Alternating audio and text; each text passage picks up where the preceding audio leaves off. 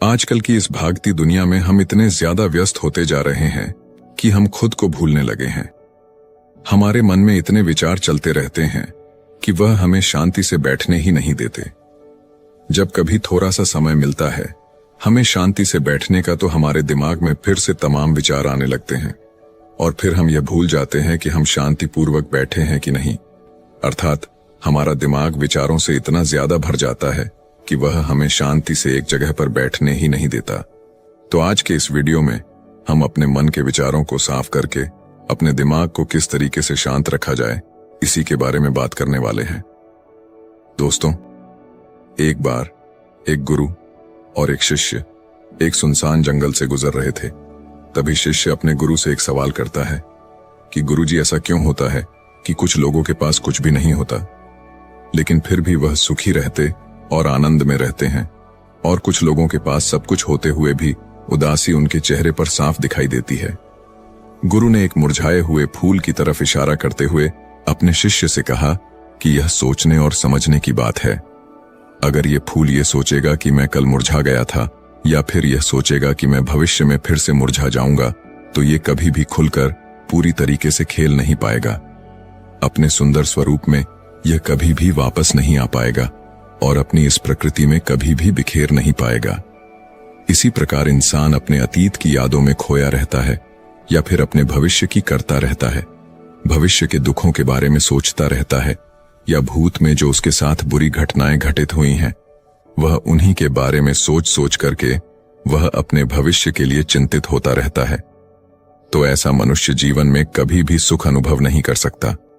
यह समझने की बात होती है कि जीवन हमेशा वर्तमान में होता है। अतीत और भविष्य की कल्पनाएं हमेशा मनुष्य को मृत्यु की तरफ ले जाती हैं। इसलिए यह जरूरी हो जाता है कि जिस प्रकार हम अपने शरीर की देखभाल करते हैं, उसे बीमारियों से दूर रखने के लिए उसके अंदर ऐसी गंदगी भी साफ करते रहते हैं। ठीक उसी प्रकार समय समय पर हमें अपने मन और मस्तिष्क की भी गंदगी को साफ करते रहना चाहिए, उसकी धुलाई करते रहना चाहिए। इससे आपकी बुद्धि की क्षमता तो तेज होगी ही होगी, साथ ही साथ आप हमेशा आनंद में रहने का रहस्य भी जान पाएंगे। शिष्य ने सवाल किया कि गुरुदेव, इससे पहले कि हम मन और मस्तिष्क पर चर्चा शुरू करें, इससे पहले मैं यह जानना चाहता हूं कि जिन लोगों के पास सब कुछ होता है वह दुखी क्यों रहते हैं, और जिन लोगों के पास कुछ भी नहीं होता है वे अक्सर आनंद में क्यों होते हैं? यह रहस्य क्या है? इसके पीछे का कारण क्या हो सकता है? गुरु ने उत्तर दिया कि कुछ लोग जीवन में जब सब कुछ हासिल कर लेते हैं और सब कुछ हासिल कर लेने के बाद उन्हें सब चीजों की व्यर्थता का पता चल जाता है। ऐसे लोगों को अक्सर यह एहसास जकर लेता है कि मैंने जीवन में कुछ भी पाया, जो कुछ भी किया उससे भले ही मैंने सुख सुविधाएं हासिल कर ली हों, लेकिन मन की शांति अभी भी बहुत दूर है और अधूरी भी है। उस तक मैं पहुंच नहीं पाता। सब कुछ पाकर भी मैं अपने मन को जान नहीं पाया। और जब इंसान को ऐसा लगता है तो उसे महसूस होता है कि जो कुछ भी उसने कमाया है वह कौड़ियों का भाव था। उसने अपना जीवन बेकार की चीजों में यूं ही व्यर्थ कर दिया।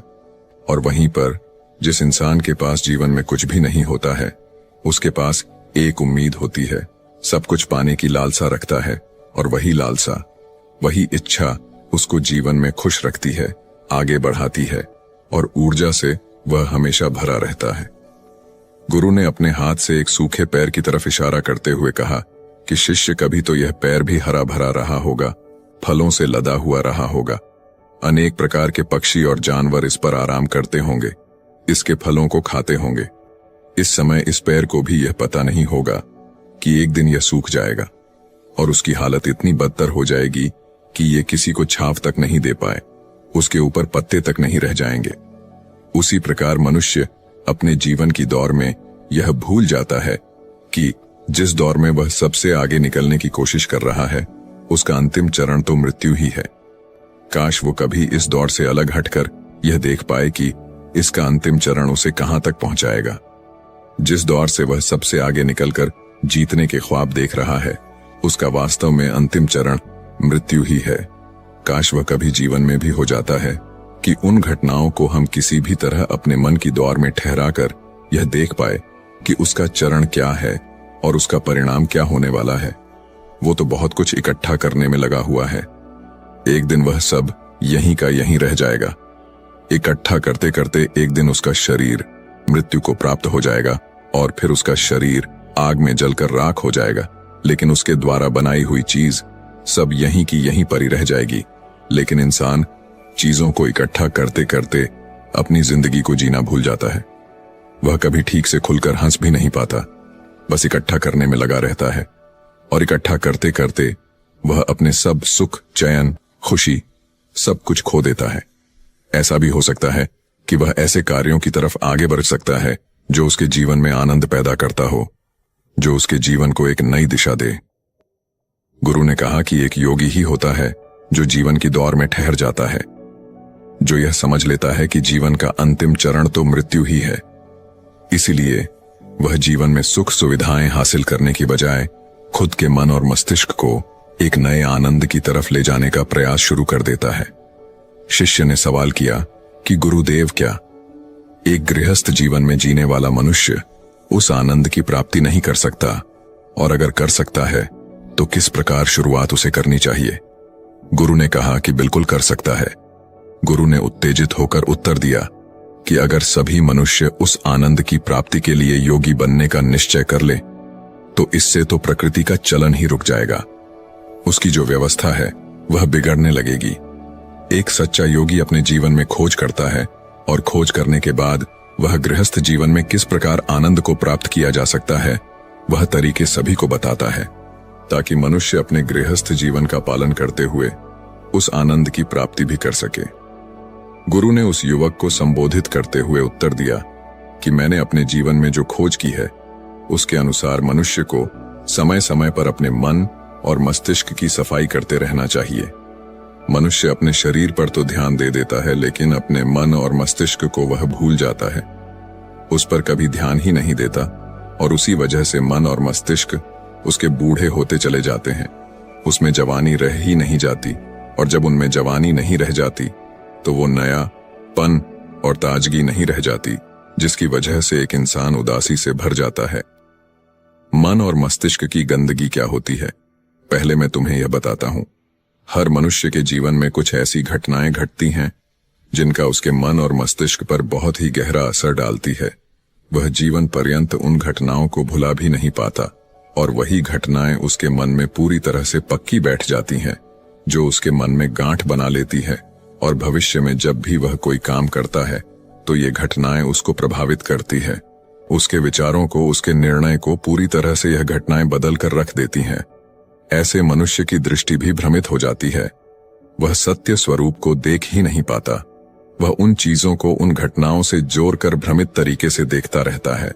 उदाहरण के लिए, अगर किसी बुरी आंखें वाले आदमी ने आपको धोखा दे दिया है तो आप जीवन पर्यंत बुरी आंखें वाले आदमी को हमेशा धोखेबाज ही समझते रहेंगे।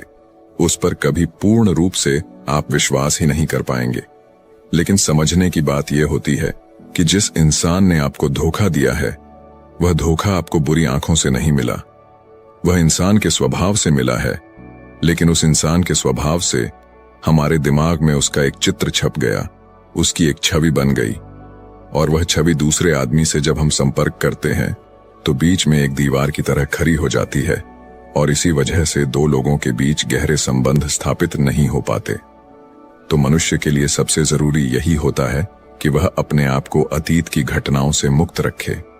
उन घटनाओं से प्रभावित होकर वह दिमाग में किसी तरह की छवि न बनाए।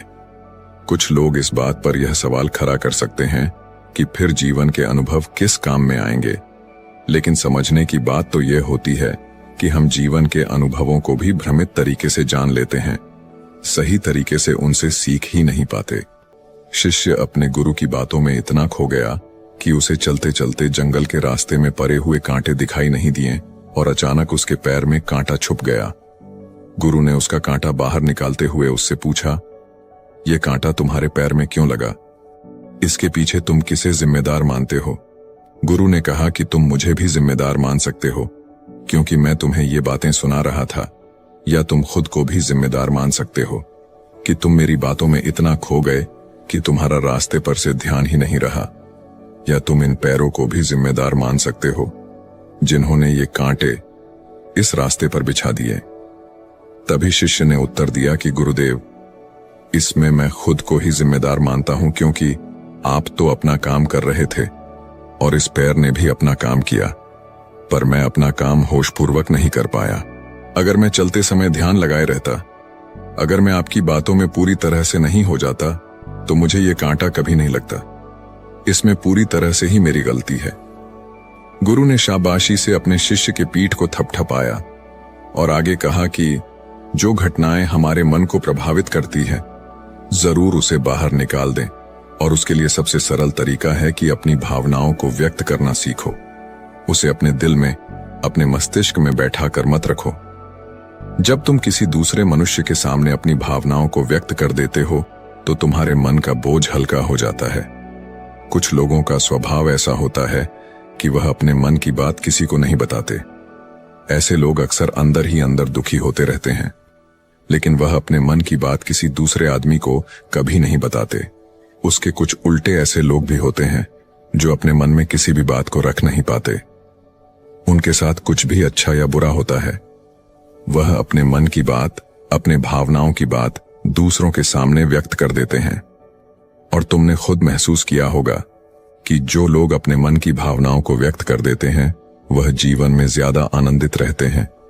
कभी भी प्राकृतिक रूप से आए हुए भावनाओं को नहीं रोकना चाहिए, या हमें किसी भी भावनाओं को दबाना नहीं चाहिए। अगर हम किसी भी भावनाओं को रोकने की कोशिश करते हैं, तो वे हमें अंदर ही अंदर खाने लग जाती हैं। गुरु ने आगे कहा कि शिष्य, अगर तुम्हारा मन किसी बुरी घटना पर रोने को हो रहा है, तो चीख चीख कर रो लो। अपने आप को रोको मत, उस भावना को पूरी तरह से बाहर आने दो। अगर किसी दूसरी घटना पर तुम्हारा मन खुश होने का, आनंदित होने का हो रहा है, तो पूरी तरह से नाचो गाओ, जिससे कि तुम उस भावना को बाहर निकाल सको। और जब वे भावनाएं अपनी पूरी गति के साथ बाहर आ जाती हैं, तो तुम्हारा मन उन घटनाओं को पीछे छोड़ देता है, अर्थात तुम्हारा मन धीरे धीरे हल्का होने लगता है। गुरु ने शिष्य को समझाते हुए बताया कि जिस प्रकार तेज रफ्तार से चलता हुआ पानी अपने वेग से आने वाली सभी बाधाओं को तोड़ देता है, और अगर हम अपनी भावनाओं को बहने दिए, तो वो उन सभी बाधाओं को तोड़ देगा, और उस बांध को तोड़ने के बाद उसका कचरा उसके मन से निकल जाएगा, और उसका चित्त मन भी साफ हो जाएगा। उसके अंदर की गंदगी भी दूर हो जाएगी। अक्सर मनुष्य अपने मन में किसी घटना को दबाकर इसलिए रखता है कि वो सोचता है कि अगर सामने वाले को इस घटना के बारे में पता चल जाएगा तो वह क्या सोचेगा। इसी विचार से वह अंदर ही अंदर खुद दुखी होता रहता है और अपनी भावनाओं को दबाता रहता है, लेकिन सामने वाले को वह कुछ भी नहीं बताता। लेकिन अगर एक बार अगर वह हिम्मत करके शुरुआत कर सकता है, अपने अंदर की बात अपने किसी करीबी मित्र को बता दे, तो उसका पूरा जीवन परिवर्तित हो सकता है। उसका जीवन सुखमय बन सकता है। एक बार अगर उसके दिमाग में यह आदत बन गई, तो जीवन भर अपनी भावनाओं को दूसरों के सामने व्यक्त करने से कभी नहीं हिचक जाएगा। हम अपने जीवन में इस आदत को 21 दिनों में पैदा कर सकते हैं। 21 दिनों तक अगर सही तरीके से हम अभ्यास करें, तो हमारा दिमाग पूरी तरह से भावनाओं से मुक्त हो सकता है। यह 21 दिनों का अभ्यास इस प्रकार है। 21 दिनों तक सबसे पहली बात जो आपको याद रखनी है कि अपने मन में किसी भी बात को दबाकर नहीं रखना है। अगर हम किसी मनुष्य के बारे में अच्छा सोचते हैं तो हम उसे करें, अगर बुरा भी सोचते हैं तो भी उसे व्यक्त करें। परिणाम भूल जाए कि परिणाम क्या होंगे, सिर्फ अपने दिमाग की धुलाई करने पर विश्वास रखें। इससे आपके दिमाग में एक अद्भुत साहस पैदा होगा। गुरु ने आगे कहा कि शिष्य, जब आप किसी मनुष्य के बारे में वह सब बता पाएंगे जो आप उसके बारे में सोचते हैं, तो आप खुद सोचिए कि आपका खुद के ऊपर कितना विश्वास बरत जाएगा। आपके मन के सारे दोष खत्म हो जाएंगे। हो सकता है कि इसमें आपको चुनौतियों का सामना भी करना पड़े, लेकिन जहां चुनौतियां नहीं होती हैं, वहीं कुछ अभ्यास भी नहीं होता है। अभ्यास हमेशा चुनौतियों से भरा होना चाहिए। इससे आप सत्य वचन बोलने का अभ्यास भी कर पाएंगे। अक्सर हम दूसरों को प्रभावित करने के लिए वह सब बोलते रहते हैं जो उन्हें अच्छा लगता हो, लेकिन वह नहीं बोलते जो हम उनके बारे में सचमुच सोचते हैं, और यही हमारी सबसे बड़ी भूल हो जाती है। जिससे हमारा पूरा अस्तित्व झूठा बनकर रह जाता है। और अपनी भावनाओं को व्यक्त करते समय यह भी जरूर ध्यान रखें कि आपके अंदर जो भावनाएं उस इंसान के प्रति उठ रही हैं, उसके पीछे का मूलभूत कार्य क्या है। उदाहरण के लिए, जब एक नौकर अपने मालिक के लिए कोई काम करता है और वह काम अच्छे से नहीं कर पाता है, तो मालिक उसे डांट फटकार देता है, जिससे उसके अंदर उसके प्रति क्रोध की भावनाएं उठने लगती हैं। लेकिन समझने की बात यह होती है कि मालिक तो आपको कहेगा ही, वह तो डांटेगा ही अगर आप अच्छे से काम नहीं करेंगे। अगर आप काम अच्छे से कर रहे हैं और फिर भी आपका मालिक आपके साथ उचित व्यवहार नहीं कर रहा है, तो आप खुलकर अपने मालिक को भावनाएं व्यक्त कर सकते हैं, बिना यह सोचे कि इसका परिणाम क्या होगा। अगर आप इस भावना को उठाएंगे नहीं, तो आप अपनी नजरों में खुद ही नीचे गिरने लग जाएंगे। आपका आत्मविश्वास बिल्कुल खत्म हो जाएगा। दूसरा अभ्यास जो तुम्हें 21 दिनों तक करना है, वह यह है कि जो भी घटनाएं तुम्हारे साथ घटित होती हैं, कम से कम आपके जीवन में एक ऐसा इंसान होना चाहिए जिसके सामने तुम अपने दिल की बात रख सकते हो। चाहे अच्छी बात हो, चाहे बुरी बात हो, वह सब बातें तुम बिना कुछ सोचे विचारे, बिना कुछ डर से कि वो इंसान तुम्हारे बारे में क्या सोचेगा, तुम उस इंसान को अपनी सारी बातें बता सको और वह इंसान तुम्हारी सारी बातें सुनने के बाद तुम्हारे लिए कोई छवि पैदा न करे। ऐसे इंसान अपने जीवन में खोजो और उनके सामने अपनी सारी भावनाएं व्यक्त करने की कोशिश करो। दिन में जो कुछ भी घटित होता है, अच्छा लगता है या बुरा होता है, किसी के प्रति आकर्षण होता है, उसको एक दोस्त की तरह बताने का प्रयास करें। इससे यह पता चल जाएगा कि तुम्हारा मन घटनाओं के प्रति किस प्रकार की भावनाएं पैदा करता है। तुम अपने मन की सारी बातें कह दो, ताकि तुम्हारे अंदर की भावनाएं, तुम्हारे अंदर में जो विचार उत्पन्न हो रहे हैं, वह पूरी तरह खाली हो जाए। तीसरा अभ्यास जो तुम्हारे मन को खाली रखेगा, वह है योग्य निद्रा का अभ्यास। देखते ही देखते ये चर्चा खत्म करते हुए गुरु और शिष्य उस जंगल को पार करके अपने आश्रम में पहुंच चुके थे। तो दोस्तों, उम्मीद है इस वीडियो से आपको काफी कुछ सीखने को मिला होगा, और अगर कुछ सीखने को मिला हो तो हमारे इस वीडियो को लाइक, शेयर और सब्सक्राइब जरूर कर लीजिएगा, और साथ ही कमेंट में नमो बुद्धाय जरूर लिखिएगा। धन्यवाद।